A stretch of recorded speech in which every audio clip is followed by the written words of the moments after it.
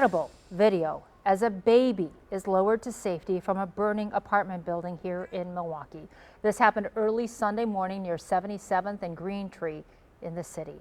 In all, 8 people were rescued. 2 tenants broke their legs after jumping out windows to escape. 1 firefighter was injured.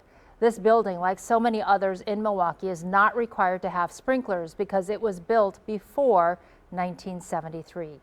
Tonight, our Ryan Jenkins takes a 360 look at this issue, going beyond the traditional 2 sides of a story and hearing from multiple voices in the community about the cost, complexity, and legal challenges of keeping people safe. Over here! Oh my God, over here! 5 people killed on Mother's Day at 27th and Highland in an apartment building without fire sprinklers. Just 1 week later, 37 people displaced after 2 apartment fires in Milwaukee, both in buildings without sprinklers. We do need sprinklers because when stuff like this happen and, the firefighter's still not here, at least that could be started and, it could be less fire and less injuries. And as recently as January of this year, 2 fires 1 week apart in buildings Milwaukee's fire chief said had no sprinklers.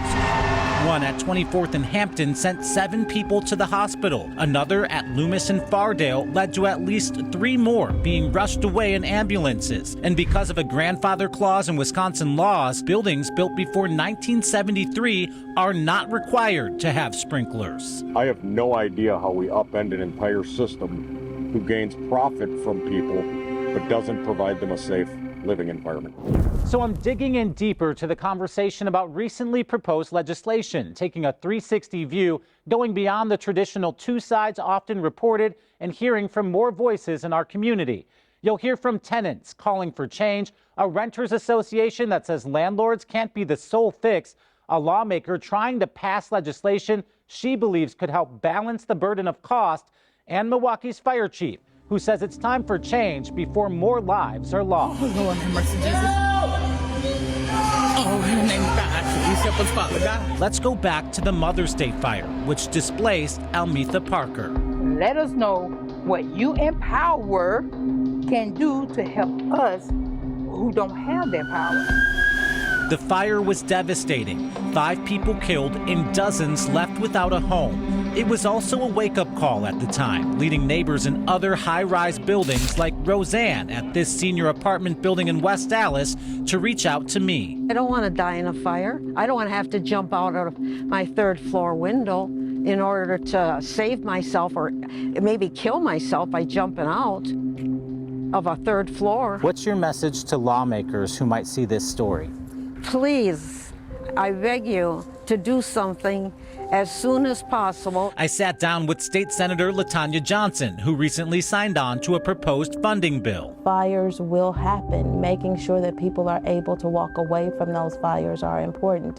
Democrats proposing creating a $10 million grant system that would fund up to 50% of costs for sprinkler systems. So far, there has been no bipartisan support. We wanted to make sure that we were at least providing some form of dollars so that the renters wouldn't have to bear the cost of this on their backs.